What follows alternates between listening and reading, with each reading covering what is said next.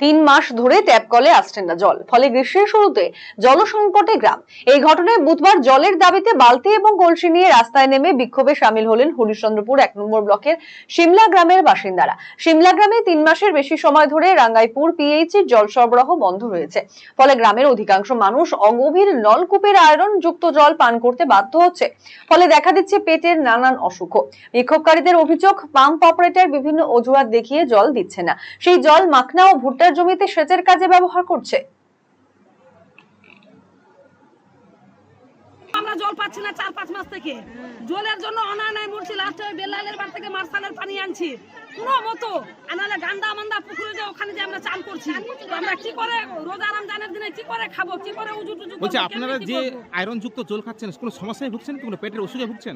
হ্যাঁ, অনেক অসুখ হচ্ছে আমাদের, কত লিভারের অপারেশন হলো, কত কি হচ্ছে এগুলা খেয়ে খেয়ে। আর এখন ওকে যদি বলতে যাচ্ছে তো ও বলছে মিডিয়া করো, মিডিয়া না করলে আমরা জল দিতে পারবো না। কিন্তু আপনাদের বাড়িতে তো পিএইচের পাইপ গেছে, সেখানে জল আসছে না? না না না, জল আসছে না। কতদিন ধরে আপনাদেরকে বঞ্চিত করা হয়েছে? 4-5-6 মাস থেকে জল আসছে না। রমজান মাস আমার টেপে 6 মাস থেকে জল যাচ্ছে না, 1 মাস 2 মাস 6 মাস থেকে। এদের সব 1 লোট আসছে 2-3 মাস থেকে, 2 মাস থেকে বন্ধ হয়েছে, আমার 6 মাস থেকে জল যাচ্ছে না। এটা রমজান মাস, কোথায় উঁচু করবো, কোথায় নামাজ পড়বো, কোথায় জল আনতে যাবো, রাত্রেবেলা ভোরাতে কোথায় জল আনতে যাবো, বাচ্চা কাচ্চা নিয়ে কোথায় জল যদি না পাচ্ছি কি করবো, কি করে রোজা করবে আবার আমাদের।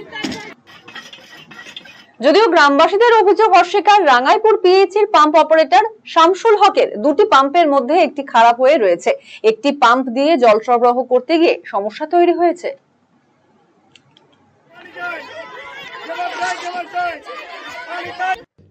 এটা ওনারা যেটা অভিযোগ করছে এটা ভিত্তিহীন অভিযোগ, সেটা উনি এসে দেখতে পারেন। তো এখন সমস্যার সমাধান মানে জলের সমস্যাটা অনেকটাই মিটে যাবে।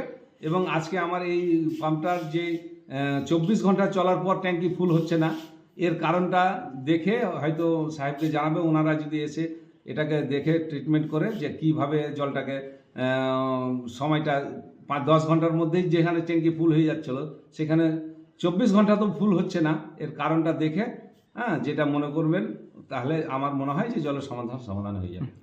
কলকাতার RGM ayurvedic medical college and হাসপাতালের medical officer doctor Somnath Dutta এখন নিয়মিত রোগী দেখছেন রবিবার, সোমবার এবং মঙ্গলবার।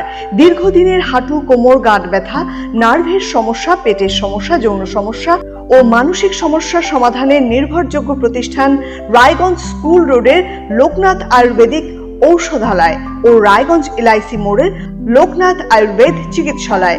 এখানে স্বর্ণপ্রাশন, কাপিং থেরাপি, লিচ থেরাপি ও পঞ্চকর্মার মাধ্যমে চিকিৎসা করা হয়। তাই নাম লেখাতে আজই যোগাযোগ করুন 9434966017 এবং 9153958198।